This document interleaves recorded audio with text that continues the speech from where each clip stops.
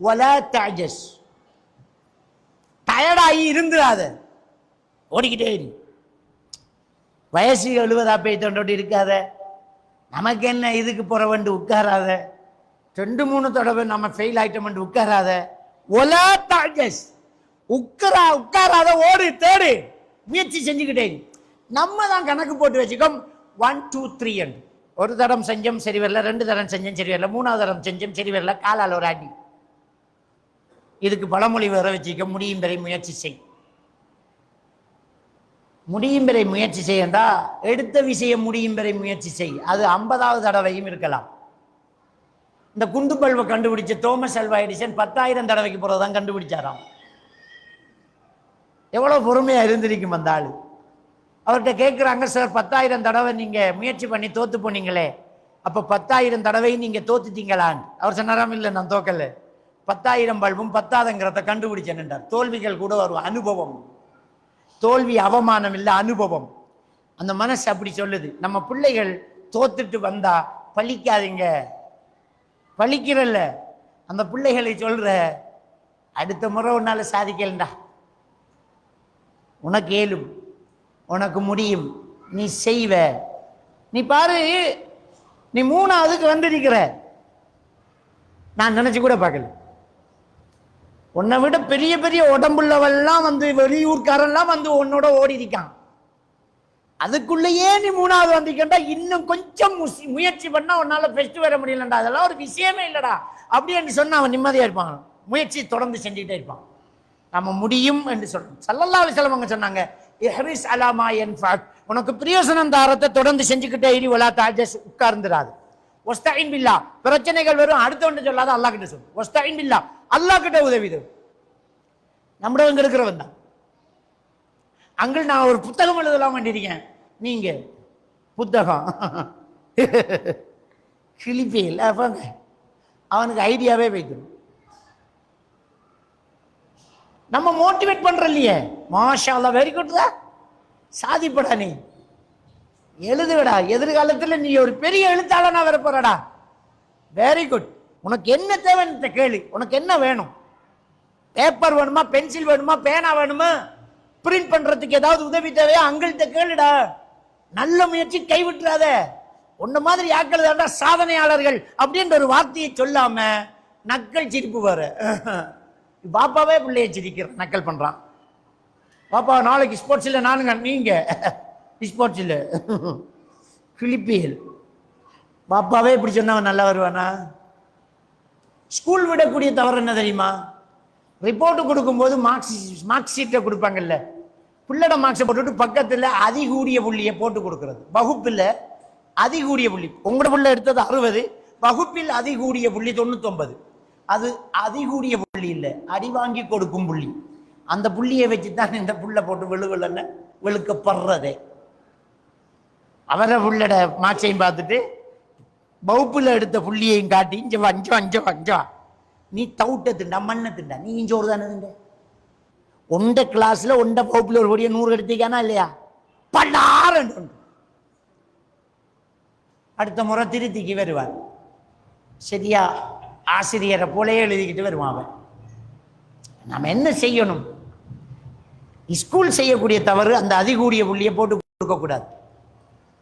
பிள்ளைல எல்லாம், இத்தாலியில எல்லாம் பிரைமரி பிள்ளைகளுடைய மார்க்ஸை பேரண்ட்ஸுக்கே கொடுக்கறது இல்லை ஆசிரியர்கள். அப்ப ஏன் எக்ஸாம் வைக்கிறீங்கன்னு கேட்டா, ஆசிரியர்களுக்கு வழங்கணும் மாணவர்களுடைய தகுதி தராதரம், அதுக்கு தான் நாங்க எக்ஸாம் வைக்கிறோம், உங்களுக்கு ஆடுறது கிடையாது. இது பிரிண்ட் அடிச்சு நோட்டீஸ் போர்டில் போட்டுடுறது. பிள்ளைகளுக்கு முடியும், உன்னால ஏலும், நீ சாதிப்ப அப்படிங்கிறத நம்ம கொடுக்க மாட்டேங்க. அப்ப பிள்ளைகளுக்கு தோல்வியை ஏற்றுக்கொள்ளக்கூடிய மனோவலிமையை கொடுக்கணும், பிரச்சனையை எதிர்நோக்கக்கூடிய தைரியத்தையும் கொடுக்கணும். வாழ்க்கையில பிரச்சனை வரும், அதுல நடிக்கும். சோசியல் போபியா இன்றைக்கு பிள்ளைகளுக்கு ஆளாயிட்டு இருக்கிறதுக்கு காரணமா போன் பாவனை தான். போன் பாவனை, சோசியல் போபியா. ஒரு வீட்டுக்கு வந்த ஒரு விசிட்டர், வீட்டுக்கு ஒரு பாட்டி கேட்டால நுழைதாமண்டா, சோபாவில் இருந்துக்கிட்டு போன் பார்த்துக்கிட்டு இருந்த பொடியை நிமிந்து பார்த்துட்டு ஆரோ வாராங்கன்னு புஷ் சொல்லி ஓடுறான், உள்ளூட்டுக்கு போய் கதவை போட்டுறான். இது சோசியல் போபியா. பொம்பளை பிள்ளையும் அப்படி ஓடுது, ஆம்பளை பிள்ளையும் அப்படி ஓடுது. உமா நின்றுகிட்டு திணிக்கா பாப்பா வெறுப்பறைக்கும் இவங்களோட காய்ச்சிக்கு ஆளும் இல்லட்டே பாவுண்டா பாவுண்டா எனக்கேலாம். இந்த புள்ள பிரச்சனைக்குரிய பிள்ளை, சோசியல் போபியா. அப்ப நாங்க என்ன செஞ்சிக்கமெண்டா, முகம் பார்த்து பிள்ளைகளோட கதைக்கல, நாமளே முகம் பார்த்து கதைக்கல. முக்கியமான ஒரு விஷயம் ஐ கான்டாக்ட். பிள்ளைகளை கண்ணை பார்த்து கதைக்கணும், முன்னாடி உட்கார வச்சு கண்ணை பார்த்து கதைக்கணும், அந்த பிள்ளைட இமோஷனை புரிஞ்சு கதைக்கணும். அப்பதான் அவன் நம்ம கண்ணை பார்த்து கதைப்பான்.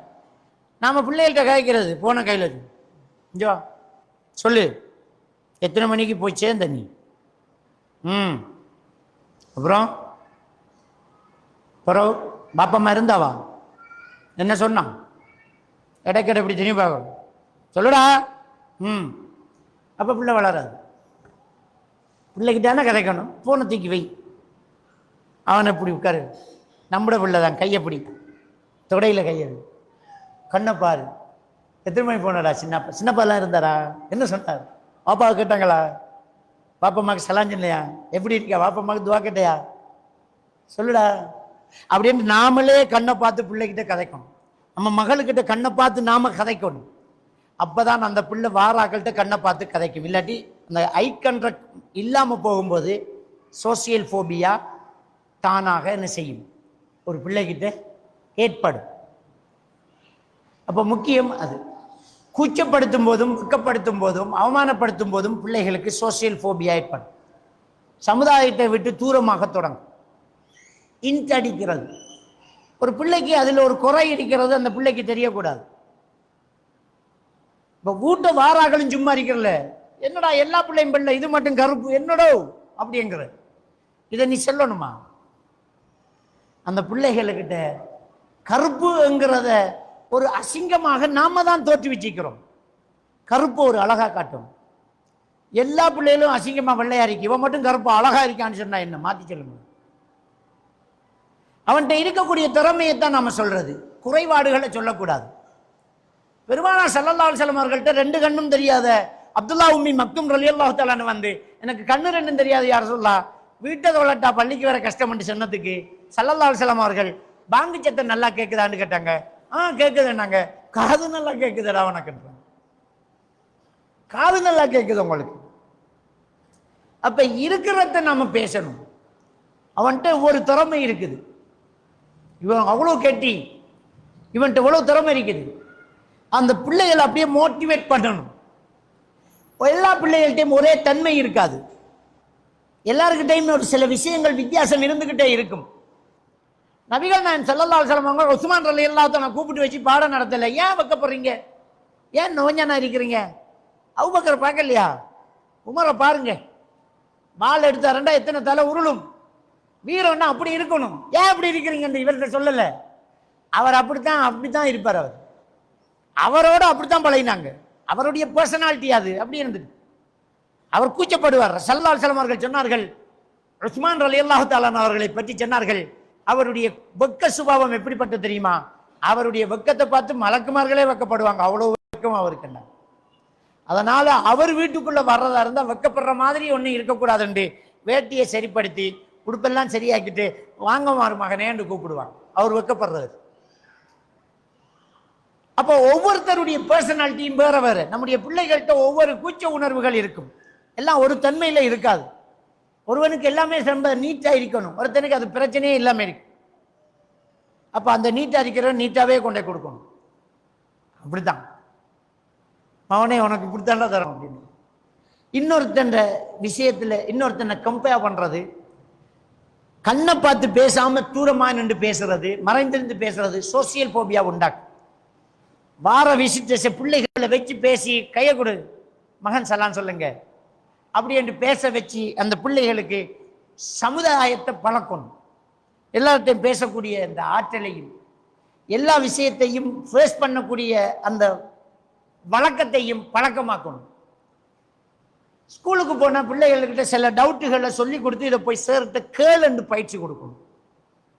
இது என்ன, இது தெரியல, இதுக்கு முன்ன படிச்சிருக்கியா? இல்லை, சரி இன்னைக்கு நீ ஸ்கூல்ல சேர்கிட்ட அதை கேளு, ஏன் சொல்லணும்டா, ஒரு கிளாஸ்ல ஒரு 20 பேருக்கு முன்னாடி எழுந்து ஒரு ஆசிரியர்கிட்ட பேசக்கூடிய அந்த பழக்கத்தை நம்முடைய பிள்ளைக்கு கொண்டு வந்தா தான் அவன் நாளைக்கு திறமையாகும். அதை பேச சொல்லணும். கேட்டீங்களா என்ன சொன்னார் சார், புரிஞ்சுதா அப்படின்னு ஒரு தடவை புரியலாட்டி இன்னொரு தடவை முயற்சி பண்ணணும். அப்ப இப்படி இந்த பிள்ளைகளுக்கு இந்த உலகத்தை எதிர்நோக்கக்கூடிய விஷயங்களை நாம சொல்லி கொடுக்கணும். குடும்ப கஷ்டங்கள் அந்த பிள்ளைகளுக்கு தெரியணும். ஜாபீர் ரலியல்லாஹு தஆலா சொல்றாங்க, பாப்பா யுத்தத்துக்கு போறதுக்கு முன்னாடி கூப்பிட்டு குடும்ப பொறுப்பை என்கிட்ட தந்துட்டு போறார். மகனே, இன்னாருக்கு இவ்வளவு கடன் இருக்கிறது, ஈச்ச மரத்துல பழம் தயாரா இருக்கிறது, மரணித்தால் இந்த பழங்களை எல்லாம் அறுவடை செய்து கடனை கொடுத்துடும் மகனே, என் கபரு குளிர வேண்டும் என்று சின்ன வயசு மகனுக்கிட்ட நசியத்து சொன்னார் பாப்பா. நாம பிள்ளைகளுக்கிட்ட கஷ்டத்தை சொல்றதே இல்லை. அதனால நம்முடைய கஷ்டம் விளங்காம ஒத்த பிடியில நிக்கான். கேடிஎம் பைக்கில் இப்ப வீட்டுக்கு இருக்கணும், இல்லாட்டி என்ன காண மாட்டேன், இப்ப மோட்டார் பைக்கல் வேணும் அப்படியங்க. நம்ம வளர்த்தது அப்படி, கேட்டதெல்லாம் கொடுத்து வளர்த்தோம். இப்ப அவன் 10ஆம் ஆண்டுல ஃபீல் பைக் ஒன்று கேட்கிறான். 10ஆம் ஆண்டுல 8 லட்சம் ரூபாய் பைக்கல் இப்ப தரணுங்க. சோறு 2 நாளா திங்கணும்டா, உம்மா காதுல கழுத்துல தான் புருஷன் கொடுத்து புள்ள சோறு திங்கல வேண்டிக்காங்க. முதல்ல அவளுக்கு விழுக்கணும் வெளுவே. இந்த புள்ள இதுல போய்தான் கூட்டி அள்ளிக்கிட்டு வாரம். 8 லட்சத்துக்கு பைக்கல் வேணா இன்னொரு லட்சம் பேரையா வச்சுக்கோங்க. மையத்தை அடக்கிற செலவு, லைசனும் இல்லை, எக்ஸ்பீரியன்ஸும் இல்லை, ரோட்டில் போய் இருக்கிற ஸ்பீடை கடைசி வரைக்கும் புதுக்கி பார்க்குறான். எத்தனை ஆக்சிடென்ட் நடந்துட்டு இருக்கு. அந்த புள்ள எவ்வளோ கத்துறான் தகப்பேன், நான் எவ்வளவு சொல்லி கேட்கலையே, இந்த புள்ள வேண்டி கேட்டுட்டானே, நீ ஏன் வேண்டி கொடுத்து விடலையே, ஊட்ட விட்டு போறேன் நானே, 2 நாள் சாப்பிடலையே, 3 நாள் ஆளக்கான இல்லையே, எப்படி வந்துச்சு இந்த பழக்கம்? அப்ப மைலோ வேண்டி கேட்ட நேரம் வேண்டி கொடுத்தல, சாக்லேட் வேண்டி கேட்ட நேரம் வேண்டி கொடுத்தல, இப்ப ஃபீல் பைக் வேண்டி கேட்டீங்க வேண்டி கொடுப்பேன். அப்ப இல்லைன்னு இருந்தா இப்ப புரிஞ்சிருக்கும். எல்லா பிள்ளைகளும் அப்படி நிக்குதா? இந்த பிள்ளைகள் இன்னைக்கு வாப்பா உப்பா கிட்ட சொல்றது என்ன தெரியுமா? பாவு பிள்ளை எல்லா பிள்ளைகள்கிட்டையும் போன் இருக்கு, எனக்கிட்ட மட்டும்தான் போன் இல்லை. இதுதான் அந்த பிள்ளைகள் சொல்லக்கூடிய டயலாக்.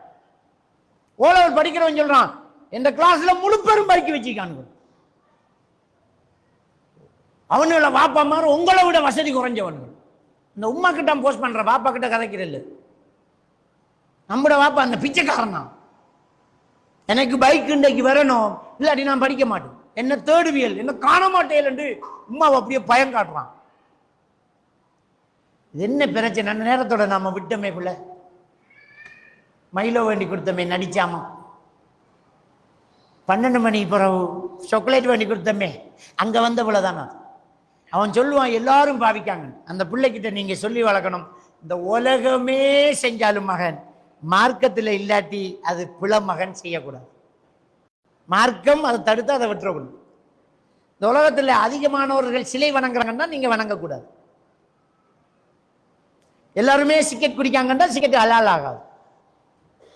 எல்லாருமே போன் பாவிக்காங்கன்னா போன் பாவிக்க கூடாது. இதை நீங்க காரணமா சொல்லவும் கூடாதுங்கிறது சின்னத்துல இருந்தே பழக்கணும். அப்ப பிள்ளைகள்கிட்ட நோ சொல்லல, இந்த விஷயத்தை சொல்லல, தோல்வி ஏற்றுக்கொள்ளக்கூடிய மனோ வலிமையை சொல்லல, குடும்ப கஷ்டத்தை சொல்லலன்னா நாம கஷ்டப்பட்டோம். பிரச்சனையை சொல்லணும். மகன் கரண்ட் பில்லு வந்து இந்த மாசம் எவ்வளவு தெரியும் மஞ்சள் பாருங்க, எவ்வளவுன்னு பாருங்கம்மா.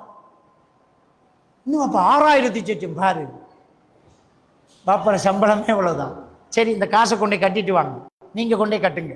இந்த பொறுப்புணர்ச்சியை கொடுக்கணும், கட்டணும். தண்ணி பில் இவ்வளவு, அவனுக்கு சிக்கனம் தெரியும், தெப்பை திறந்துட்டு சும்மா நிற்க மாட்டான், தண்ணி பில்லு கூடப்படாது. ரூமை விட்டு வெளியில வரும்போது ஃபேனை ஆஃப் பண்ணுவான், கரண்ட் பில்லு கூட போடாது. பாப்பா ரொம்ப கஷ்டப்படுறாங்க, பாப்பாக்கு இவ்வளவு பிரச்சனை இருக்கு, இவ்வளவு கடன்கள் இருக்கு, குடும்ப நிலைமை இன்னது, இப்படித்தான் வாழணும். அந்த பிள்ளைக்கு நாம சொல்லி கொடுத்தா அந்த பிள்ளை கவனமா இருப்பான், தேவையில்லாத செலவுகளை கேட்க மாட்டான். எங்கட கிளாஸ்ல ஒருத்தன் ஷூ ஒன்று போட்டுக்காங்க, ஏன் 7000 ரூபா, எனக்கு அந்த ஷூ இப்ப வேணும். இல்ல மகன், நமக்கு 3000 ரூபாய் ஷூ போதும். இல்ல, எனக்கு அந்த ஷூ வேணும், நான் ஆசைப்பட்டுட்டேன். அப்படி கேட்கிறான்னா நாம கஷ்டத்தை காட்டல. நம்முடைய சம்பளத்துல காவாசி அதுன்றது அவனுக்கு தெரியாது. நம்ம கொடுத்துட்டு எவ்வளவு பிரச்சனை படுறோம்ங்கிறது அவனுக்கு புரியல. பிள்ளைகளுக்கு நம்மளோட குடும்ப நிலைமையையும் விளங்கப்படுத்தணும். இதான் நிலைமை, இப்படித்தான் போயிட்டு இருக்குது. அப்ப அந்த சோசியல் தொடர்புகள் பிள்ளைகளுக்கு என்ன செய்யும்? இருக்கும். அப்ப இதுக்கு முக்கியமாக பேரண்ட்ஸ் என்ன செய்யணும்டா, அந்த பிள்ளைகளுக்கிட்ட உட்கார்ந்து பேசுறவங்களா இருக்கு. இந்த போனை நாமளும் தள்ளி வச்சதான் பிள்ளைகளும் தள்ளி வைக்கும். இன்னைக்கு ஆகப்பெரிய பிரச்சனை இந்த போன் பாவனை தான். இன்னைக்கு பிள்ளைகள்கிட்ட எதிர்பார்க்கக்கூடிய பிரச்சனைகள் போன் பாவனையால இந்த பிள்ளைகள் மனநிலை பாதிக்கப்படுது. கூடுதலா போன் பாவிக்கும் போது டோபமைன் ஹோமோன் அதிகமாகும். இந்த டோபமைன் ஹோமோன் அதிகமானால் இந்த பிள்ளைகளுக்கு கற்பனை பண்ணக்கூடிய, தனிமையில் உட்காரக்கூடிய ஹலுசினேஷன், டெலூஷன் என்கிற ஒரு பிரச்சனை ஸ்டார்ட் ஆகும். டெலூஷன், ஒரு இமேஜ் அவர் உருவாக்குவார். இவர் ஒரு கற்பனை உலகத்தில் வாழுவார். கூடுதல் அந்த போன் பாவிக்க பாவிக்க அவங்க ஒரு கற்பனை உலகத்தில் வாழும். அவங்க ஒரு உலகம், அந்த உலகத்தில் அவர் இருப்பார். தனியா பேச தொடங்கிடுவார். எத்தனையோ பிள்ளைகள் இந்த போன் பாவனையால தனியா பேசுறவங்க இருக்கிறாங்க, ஒதுங்கி ஓரமா நிக்கிறவங்க இருக்கிறாங்க. நீங்க ஃபேமிலி எல்லாரும் சேர்ந்து குதூகலமா ஒரு இடத்துல பேசி சாப்பாடு ஆக்கி திண்டு ஜோக் அடிச்சுட்டு இருப்பீங்க. அங்க இடையில ஒரு மூலையில நின்று குளத்துல ஒருத்தன் கல்லறிஞ்சிட்டு இருப்பான். அவன் கூடுதலா போன் பாவிச்சான். அவன் ஒரு இமேஜ் உலகத்துல வாழ்றான், ஒரு கற்பனை உலகத்துல வாழ்றான். அவன் ஒரு அனிமேஷனா அவன் நினைக்கிறான், தனியா பேசுறான், அவனா கற்பனை பண்ணி போறான். இது டெலூஷன். இந்த டெலூஷனுக்கு ஆளாகிறான். அப்ப இன்றைக்கு பிள்ளைகள் கடுமையாக பாதிக்கப்படுற இந்த போன் பாவனை, இந்த போன் அதுல உள்ள ஆப்புகள், அதுல உள்ள கேம் எல்லாம் அப்படித்தான் டிசைன் பண்ணியிருக்கிறாங்க. நாம சொல்லுவோம் அரை மணித்தியாலம் தான் போன் பாவிக்கணும் என்று சொல்லுவோம். அரை மணித்தியாலம் தான். பப்ஜி, ஃப்ரீ ஃபயர் எல்லாம் ரொம்ப மோசமான கேமுகள். அரை மணித்தியாலம் தான் நீங்க போன் பாவிக்கணும். அரை மணித்தியாலம் அவன் பாவிப்பான். சரி, அரை மணித்தியாலம் முடியக்குள்ள வேண்டி எடுப்பீங்க. 7 நாள் தான் உங்களுக்கு அரை மணித்தியாலம் அவன் போன் பாய்ப்பான். 8வது நாள் அவன் சண்டை செஞ்சு இன்னும் அரை மணித்தியாலம் போவான். அதை அவன் செய்யல, அந்த போன் செய்யுது. எப்படி தெரியுமா? அந்த கேமோட டிசைன் என்னென்றால், அந்த கேமை உருவாக்கினவனுடைய தொழில்நுட்ப வளர்ச்சி என்னென்றால், இந்த போனை பாவிக்கிறவர் 30 நிமிஷத்துல ஆஃப் ஆக்குறார் அப்படின்னு சொன்னா 7 தடவை தான் 30 நிமிஷத்துல அவர் ஆஃப் ஆக்குவார். 8வது தடவை 28வது நிமிஷத்துல அவனுக்கு ஒரு புதிய வெப்பனை அந்த கேம் கொடுக்கும். இப்ப இவன் இந்த வெப்பனை யூஸ் பண்ணணும்ங்கிற ஒரு சூழ்நிலைக்கு தள்ளப்படுவான். 28வது நிமிஷத்துல இவனுக்கு ஒரு பவர்ஃபுல் ஒரு ஆயுதம் ஒன்று கொடுக்கப்படுது. கேம் கிஃப்ட் கொடுத்துரும். கொடுத்தோன்ன இதை வச்சா வின் பண்ணலாம்ங்கிற மனசு அவனுக்கு கொடுக்கும். இப்ப வாப்பா வந்து, மகன் டைம் போன், இல்ல இல்ல பாப்பா பாப்பா கொஞ்சம் கொடுங்க, கொஞ்சம் கொடுங்க. மனநோயாளி மாதிரி கத்துவான். உமா போனம்பா, உமா இல்ல போனமா கேட்டா போன தரான்னு பறிச்சா ஜன்னல் உடையும், மென்டல் ஆகுவான். அதை செய்யறது போன் தான், ஆள் இல்லை. அப்படித்தான் அந்த அந்த கேமை டிசைன் பண்ணிருக்கேன். நமக்கு தெரியுமா? இந்த போன் ஒத்து கேக்குது. இதுல நெட்ல ஒண்ணுல இந்த போன் இருக்கும்போது நீங்க என்ன பேசுறீங்களோ அந்த போன் ஒத்து கேக்குது. இந்த போனை வச்சுக்கிட்டு நீங்க ஏதாவது பேசிட்டு கூகுளுக்கு போங்க, நீங்க பேசின சப்ஜெக்ட் அது காட்டும். யூடியூப் போங்க, நீங்க பேசின சப்ஜெக்ட் அது காட்டும். இது ஒத்து கேட்கும். ஒரு ஆளை இது டயக்னோஸ் பண்ணுது. இவர் எப்படிப்பட்டவர், எதை விரும்புறார், எதை பார்க்கிறார், எதை பேசுறார் அப்படின்னு.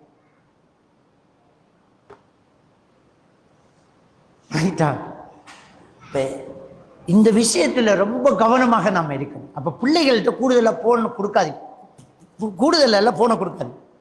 பிள்ளைகள்கிட்ட போனை கொடுக்காம வளர்க்கணும்னா நாம போனை கொஞ்சம் குறைக்கணும் பிள்ளைகளுக்கு முன்னாடி. அப்போ ஒன்றை இல்லைன்னு சொல்றதுக்கு இன்னொன்றை கொடுத்து தான் ஆகணும். இதை பாவிக்காத மகன் சொல்றது இன்னொன்றை கொடுக்கணும். அந்த இன்னொன்று தான் நம்மளை கொடுக்கணும் பிள்ளைகளுக்கு. அதாவது நாம பிள்ளைகள்கிட்ட கூடுதல் டைம் எடுக்கணும், பேசிட்டு இருக்கணும். பிள்ளைகள்கிட்ட கூடுதல் டைம் எடுத்து நம்ம பேசிக்கிட்டு இருந்தா அந்த பிள்ளைகள் உலகத்தை படிக்கும், நம்மகிட்ட இருந்து நிறைய படிக்கும், நாம பிள்ளைகளை படிப்போம். பிள்ளைகளுக்கு என்ன தேவைங்கிறத நாம புரிஞ்சுக்குவோம்.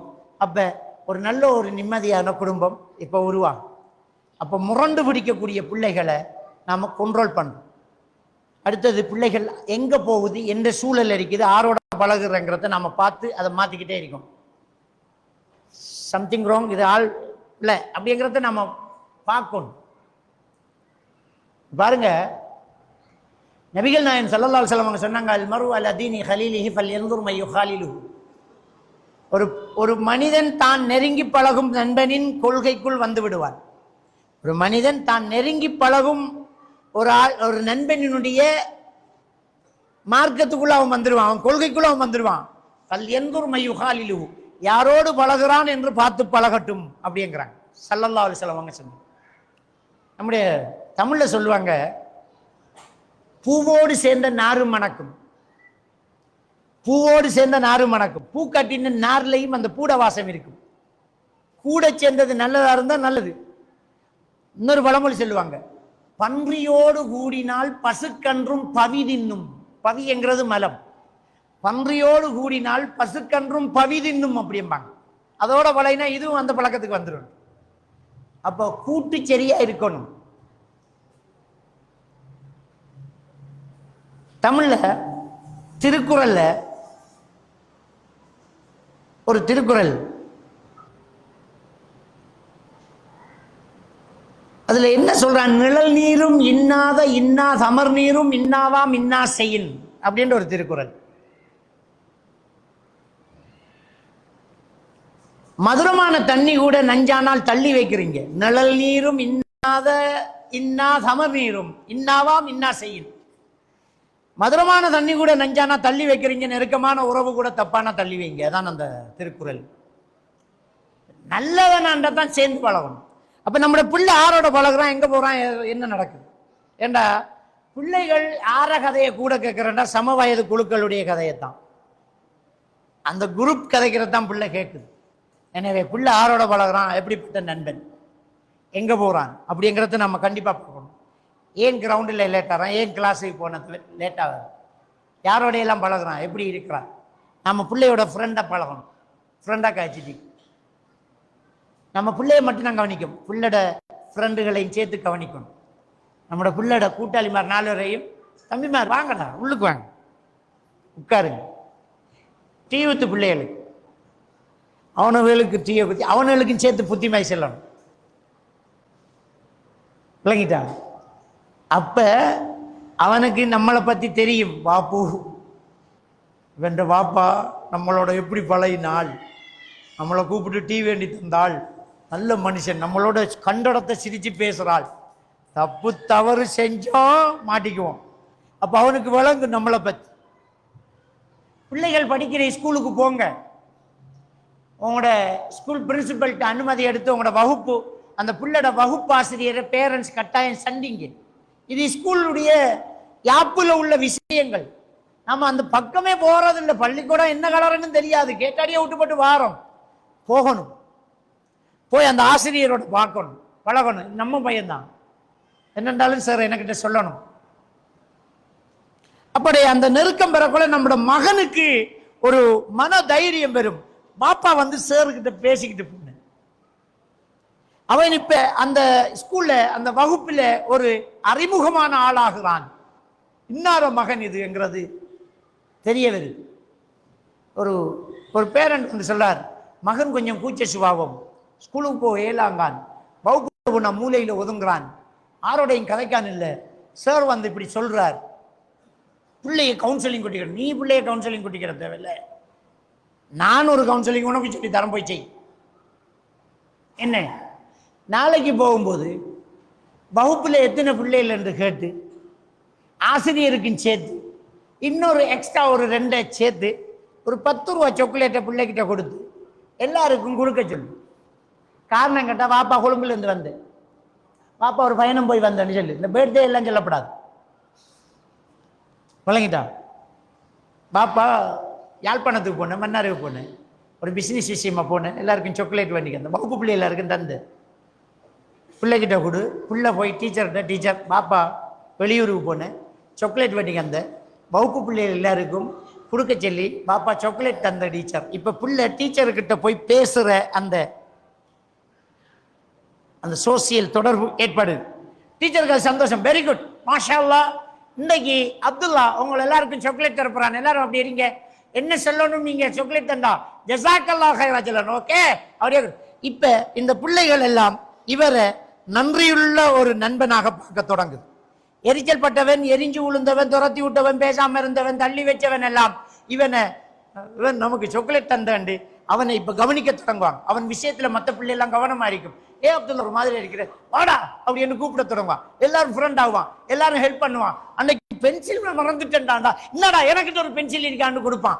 இப்ப கொஞ்ச நாள் போக அந்த பேரண்ட் சொல்றாரு, அந்த புள்ள அந்த வகுப்புல முனிட்டர் ஆயிட்டான், எல்லாரோடையும் பழகிட்டான். சார் மந்திரம் பழிச்சிட்டு அப்படிங்க. ஒரு சின்ன ட்ரிக்ஸ் தான், ஒரு சின்ன ட்ரிக்ஸ், அந்த மந்திரம் பழிக்கும். அப்ப இப்படி நாங்க என்ன செய்யணும்னா அந்த வகுப்புக்குள்ள போகணும், ஆசிரியர் சந்திக்கணும், திடீரென்று கிளாஸுக்குள்ள போய் பார்க்கணும். மகனை பார்த்துட்டு ஒண்ணும் இல்லை, நீங்க பாடம் நடந்துங்க, நான் சும்மா அப்படி இருக்கிறேன் அப்படி என்று நாம பார்க்கணும். பிள்ளைகளை புரண்ட ஒரு நாளை கூப்பிடணும், ஒரு பாட்டி வைக்கணும், பிள்ளைகளுக்கு ஒரு புத்திமதி சொல்லணும், இவருக்கு ஒரு புத்திமதி சொல்லணும். நோ சொல்ற இடத்த நோ சொல்லணும், எஸ் சொல்ற இடத்த எஸ் சொல்லணும். அப்ப இப்படி நாம புள்ள வளர்த்தால் நம்மளோட கட்டுக்குள்ள அடங்குற பிள்ளைய அந்த புள்ள வெறும், இல்லாட்டி முரண்டு பிடிக்கும். நம்மளோட ஃப்ரெண்ட்ஷிப் நல்லா இருந்தா, நம்ம நல்ல ரிலேஷன்ஷிப் வச்சிருந்தா பிள்ளை எப்பவுமே நல்லா தான் இருக்கும். அந்த ரிலேஷன்ஷிப் இல்லாட்டி அதே இடத்துல இன்னொருத்தர் ரிலேஷன்ஷிப் வைப்பார், அந்த புள்ள பாதிக்கப்பட்டு. அப்ப இதுக்கு ரொம்ப முக்கியம் பேரண்ட்ஸ், அந்த புள்ளோட அமானிதம். இதோட சேர்த்து மார்க்கத்தை கண்டிப்பா கொடுத்துக்கிட்டே இருக்கணும்.